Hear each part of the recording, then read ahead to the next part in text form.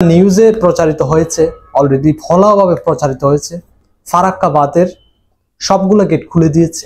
তো চিন্তা করেন, একটা বন্যার দখল কাটিয়ে উঠতে না উঠতে আর একটা বন্যার সম্ভাবনা। এই যে বাঁধ খুলে দেয় এবং পানি আসে বাংলাদেশে, এরকম এই একটা বাঁধ নয়, আরো অনেক বাঁধ আছে যে সমস্ত বাঁধের কারণে বাংলাদেশে বন্যার সৃষ্টি হয়। আজকে আমরা এই ভিডিওতে ঠিক সেরকম কয়েকটা বাঁধের ব্যাপারে ভিডিও দেখব।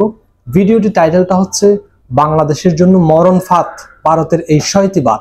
একটা নয়, দুইটা নয়, মোট 6টা বাঁধ আছে যেগুলো খুলে দিলে বাংলাদেশ প্লাবিত হয়ে যায়, বন্যায় ডুবে যায়। তো কোন সেই 6টি বাঁধ এই ভিডিওতে আমরা দেখব। আর হ্যাঁ বন্ধুরা, এই চ্যানেলে যদি আপনারা নতুন ব্যবসায়ী থাকেন তাহলে প্লিজ চ্যানেলটি সাবস্ক্রাইব করবেন আর পাশে থাকা বেল আইকনটি ক্লিক করে এই চ্যানেলটির পাশে থাকবেন। তো বাঁধ নিয়ে আর কথা বলতে চাচ্ছি না, ভিডিওতে সরাসরি যেতে চাচ্ছি। দেখতে ইচ্ছে করতেছে কোন সেই 6টি বাঁধ যে বাঁধগুলোর কারণে বাংলাদেশ সবসময় ঝুঁকিতে থাকে, বন্যার ঝুঁকিতে। তো চলুন ভিডিওটি শুরু করি, লেটস গো। বন্ধুরা, ভারত এ যাবৎকালে বাংলাদেশে প্রবেশকারী নদীগুলোতে সেচ প্রকল্প, ক্যানেল খনন, বিদ্যুৎ উৎপাদন, আন্তঃনদী সংযোগ প্রকল্প, গ্রোয়েন ও ব্যারেজ নির্মাণের নামে 3000+ বাঁধ দিয়েছে। এর মধ্যে বিশ্বের 9ম বৃহত্তম ও 15তম দীর্ঘতম নদী ব্রহ্মপুত্র অববাহিকায় নদীতে দিয়েছে 12টি বাঁধ। বাংলাদেশের চারপাশে পুরো ভারত জুড়ে এমন 6টি বাঁধ রয়েছে যেগুলো বাংলাদেশের জন্য খুবই বিপজ্জনক। তো বন্ধুরা, আজকের এই ভিডিওতে আমি আপনাদের জানাবো এই 6টি বাঁধ কোথায় অবস্থিত, কেন তৈরি করা হয়েছিল, আর এটা আমাদের বাংলাদেশের জন্য কতটা বিপজ্জনক। তাহলে আর কথা না বাড়িয়ে চলুন ভিডিওটি শুরু করা যাক। ফারাক্কা বাঁধ। গত কয়েক দশক ধরে ফারাক্কা বাঁধ এক আলাদাই সমস্যা বাংলাদেশের জন্য। এই বাঁধটি ভারতের গঙ্গা নদীর উপর দিয়ে তৈরি। এটি ভারতের পশ্চিমবঙ্গের মালদহ এবং মুর্শিদাবাদ জেলার এলাকায় অবস্থিত। এই বাঁধটি 2245 মিটার লম্বা এবং এতে 109টা গেট রয়েছে। এটা শুধু একটা বাঁধ নয়, এখানে সড়ক ও ট্রেনও চলাচল করে। এটা তৈরি করার কারণে 1950 এবং 1960-এর দশকে কলকাতা বন্দরের কাছে হুগলি নদীতে পলি জমা এক বড় সমস্যা হয়ে দাঁড়িয়েছিল। পলি জমার কারণে কলকাতার বন্দরে জাহাজ ভেড়ানোর অসুবিধা সৃষ্টি হচ্ছিল। এই পলিগুলো ধুয়ে পরিষ্কার করার জন্য ফারাক্কা বাঁধ তৈরি করা হয়, যাতে কলকাতার বন্দরে নব্যতা ঠিক থাকে। এই ফারাক্কা বাঁধটি হিন্দুস্তান কনস্ট্রাকশন কোম্পানি কর্মীরা তৈরি করেছিল। একটু ভাবুন তো, এই বাঁধটি যদি খুলে দেওয়া হয় তাহলে কি ঘটতে পারে। এই বাঁধটি যদি খুলে দেওয়া হয় তাহলে প্রথমে বাংলাদেশের চাঁপাইনবাবগঞ্জে পানি ঢুকবে, কারণ চাঁপাইনবাবগঞ্জ জেলা ফারাক্কা বাঁধের ঠিক নিকটে অবস্থিত। এরপরে রাজশাহী, নওগাঁ, নাটোর সহ অনেক এলাকা প্লাবিত হয়ে যাবে। ভারত এই বাঁধগুলো খুলে দেওয়ার কারণে প্রতি বছরই বাংলাদেশের মানুষেরা বন্যার কবলে পড়ে এবং অনেক ক্ষয়ক্ষতির সম্মুখীন হয়। তিস্তা ব্যারেজ। বন্ধুরা, তিস্তা ব্যারেজ বাংলাদেশের সবচেয়ে বড় সেচ প্রকল্প। এই বাঁধটি ভারত তিস্তা নদীর উপরে তৈরি করেছে। তিস্তা ব্যারেজটি কুড়িগ্রাম জেলার ফুলবাড়ী উপজেলায় অবস্থিত। তিস্তা নদীর উপর নির্মিত ব্যারেজের এক পাশে আছে লালমনিরহাট জেলার হাতীবান্ধা উপজেলাধীন গুড্ডিমারি ইউনিয়নের দুয়ানি গ্রাম এবং অন্য পাশে রয়েছে নীলফামারী জেলার ডিমলা উপজেলাধীন খালিশা জাপানি ইউনিয়নের ডালিয়া নামক স্থান। এই ব্যারেজটি তৈরি করার কারণ তিস্তা নদীর প্রবাহ যাতে নিয়ন্ত্রণে থাকে এবং কৃষি জমিতে সেচের জন্য প্রয়োজনীয় পানি সরবরাহ করতে পারে। এর দৈর্ঘ্য প্রায় 2.5 কিলোমিটার, উচ্চতা প্রায় 15 মিটার এবং এতে মোট 44টি গেট রয়েছে। এই ব্যারেজের সাথে চুক্তি হওয়ার কথা ছিল, যেটা আজও হয়নি, যার কারণে প্রতি বছর পানি ঢুকে ফসলের ক্ষতি হচ্ছে। 15 বছরের শাসনামলে ভারতের সাথে সেই চুক্তি কখনোই তারা করতে পারেনি। হাসিনা পদত্যাগের পর এইটা প্রতিরোধ করার জন্য অন্তর্বর্তীকালীন সরকারের উপর নির্ভরশীল মানুষেরা বাঁধটি নির্মাণের কাজ শুরু হয়েছিল 1979 সালে এবং বাঁধটি উদ্বোধন করা হয়েছিল 5 আগস্ট 1990 সালে। এখন পর্যন্ত 2024 সাল চলছে, এখনও এটার কোনো সমাধানই করা হয়নি। গজলডোবা বাঁধ। বন্ধুরা, গজলডোবা বাঁধ স্থাপিত হয় 1998 খ্রিস্টাব্দে তিস্তা নদীর উজানে ভারতীয় অংশে। এর অবস্থান জলপাইগুড়ি, পশ্চিমবঙ্গে। এই বাঁধের মাধ্যমে তিস্তা নদীর পানি নিয়ন্ত্রণ করা হয়, যাতে জলপাইগুড়ি, দার্জিলিং, উত্তর দিনাজপুর, দক্ষিণ দিনাজপুর, কোচবিহার ও মালদহ সঠিকভাবে পানি দেওয়া যেতে পারে। 1998 খ্রিস্টাব্দে তিস্তা নদীর বাংলাদেশের সীমান্তের 60 কিলোমিটার উজানে ভারত সরকার এই বাঁধটি নির্মাণ করেছিল।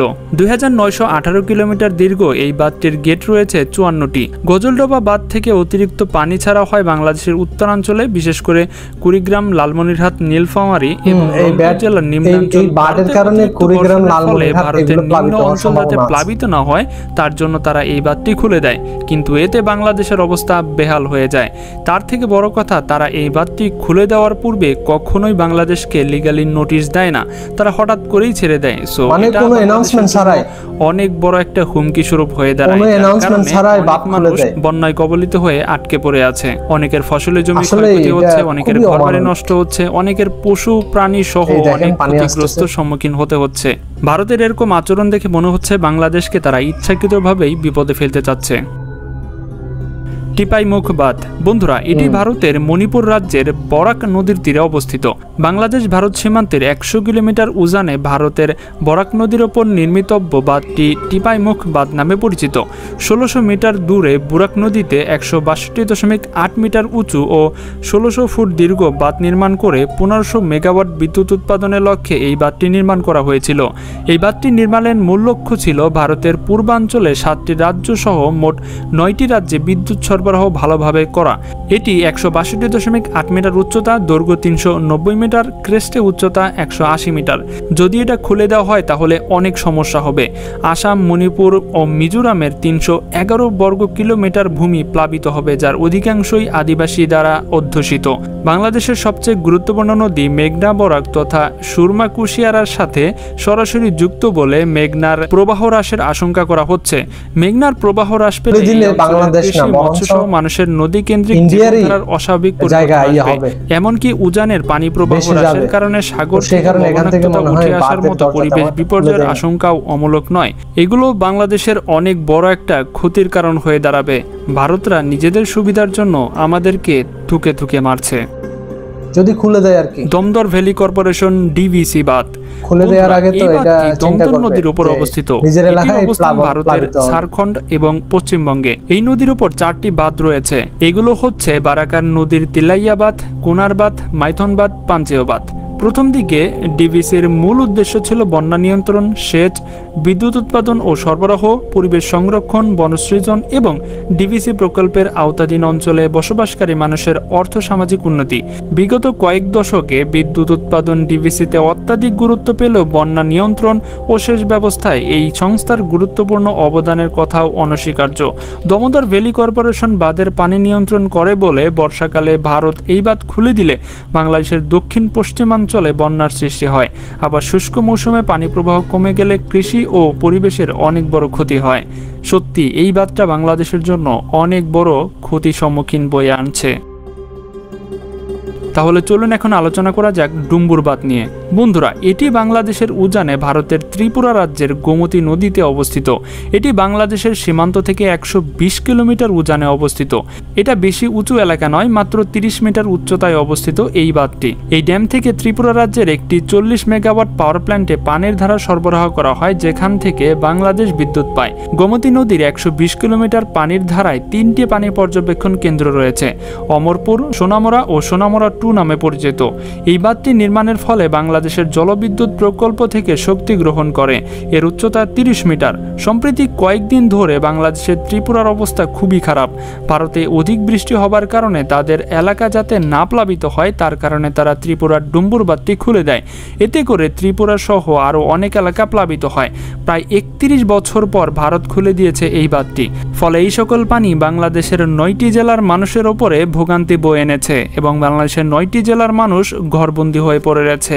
এগুলো হচ্ছে ফেনী, সুনামগঞ্জ, মৌলভীবাজার, হবিগঞ্জ, কুমিল্লা, নোয়াখালী, চট্টগ্রাম, লক্ষ্মীপুর ও খাগড়াছড়ি। এই সকল অঞ্চলে কঠিন অবস্থা তৈরি হয়েছে, যা বাংলাদেশের ইতিহাসে ইতিপূর্বে এত পানি কখনোই দেখা যায়নি। তবে এখানে সবচেয়ে বড় বিষয় হচ্ছে এই বাঁধটি খুলে দেওয়ার পূর্বে ভারত কখনোই বাংলাদেশকে সতর্ক করেনি, যার কারণে তারা রাতের আধারে হঠাৎ করে ডুম্বুর বাঁধটি খুলে দেয়, যার কারণে বাংলাদেশের এই অঞ্চলের মানুষগুলো অনেক বেশি ভোগান্তি পোহাতে হচ্ছে এবং তাদের যান মাল সহ ঘরবাড়ি সকল কিছুই পানিতে একদমই ডুবে গেছে। তো ভারতের এরকম আচরণ দেখে বোঝাই যাচ্ছে তারা ইচ্ছাকৃতভাবে বাংলাদেশকে অনেক বড় বিপদে ফেলতে চাচ্ছে। তো বাংলাদেশের ভৌগোলিক সীমানার চারপাশে ভারতের এই 6টি ড্যাম যদি তারা খুলে দেয় তাহলে বাংলাদেশের অবস্থা অচল হয়ে পড়বে। সময় এখনই আমাদেরকে একটা সিদ্ধান্ত গ্রহণ করতে হবে এবং এই 6টি ড্যাম যেন বাংলাদেশের কোনো ক্ষতি না করতে পারে সেটার জন্য যথাযথ ব্যবস্থা গ্রহণ করতে হবে। তো বন্ধুরা, এটাই ছিল মূলত আজকের ভিডিও। যদি আপনার কোনো মতামত থাকে সেটা আমাদেরকে কমেন্টে জানাতে পারেন। তো দেখা হচ্ছে পরবর্তী পর্বে মজার কোনো এপিসোড নিয়ে। আজকের মতো এখানে বিদায়, আল্লাহ হাফেজ। 6টি বাট, যে বাটগুলোর দরজা ইচ্ছে হলে খুলে দেয় আর ইচ্ছে হলে বন্ধ করে দেয়। তো এইটা আসলে একটা বন্ধু রাষ্ট্র থেকে কোনোভাবে অ্যাকসেপ্টেবল না। আমরা অবশ্যই চাইবো এই ধরনের কাজ করার আগে ইন্ডিয়া যেন বাংলাদেশকে অফিসিয়াল কিছু অ্যানাউন্সমেন্ট দেয়, যাতে বাংলাদেশের লোকজন একটু মানে ন্যূনতম পরিমাণ হলেও প্রিপারেশন নিয়ে থাকতে পারে আর ক্ষয়ক্ষতি কমাতে পারে। বাট এভাবে রাত্রেবেলা বা না বলে বা কোনো ধরনের অফিসিয়াল অ্যানাউন্সমেন্ট ছাড়া এভাবে হুট করে গেট খুলে দেয়া আর পানি বাংলাদেশকে ভাসিয়ে নিয়ে যাওয়া, এগুলো আসলে কোনোভাবে মেনে নেওয়া যায় না। তো অবশ্যই চাইবো বাংলাদেশ এবং ইন্ডিয়ার মধ্যে একটা ব্যাপার তৈরি হোক, যাতে বাংলাদেশ আগে প্রিপারেশন নিতে পারে। তো বন্ধুরা, আপনাদের কি মতামত অবশ্যই কমেন্ট সেকশনে জানাবেন। আর এখানে যে 6টি বাটের কথা উল্লেখ করা হয়েছে, কোনো না কোনোভাবে বাংলাদেশের বন্যার জন্য এই 6টি বাটের কোনো একটা দায়। তো আপনারা রিসেন্টলি দেখেছেন যে ত্রিপুরা রাজ্যের দুম্বুর বাঁধ খুলে দেওয়ার কারণে বাংলাদেশের কয়েকটা জেলা প্লাবিত হয়েছে এবং সীমাহীন ভোগান্তি সহ্য করতে হয়েছে, আর প্রাণহানি তো ঘটেছে, আর গবাদি পশু পাখি বা অন্যান্য জিনিস তো ক্ষতি হয়েছে। মানে এটা হিউজ পরিমাণ লস বাংলাদেশের জন্য। তো বন্ধুরা, আপনাদের মতামতকে অবশ্যই কমেন্ট সেকশনে জানাবেন যে এই পরিস্থিতি মোকাবেলা করার জন্য বাংলাদেশের কি করা উচিত, অবশ্যই সাজেশন দেবেন। তো ভিডিওটি আমি এখানে শেষ করছি। দেখা হবে নতুন কোনো একটা ভিডিওতে। সবাইকে অসংখ্য ধন্যবাদ। সবাই নিজেকে টেক কেয়ার করবেন। See you.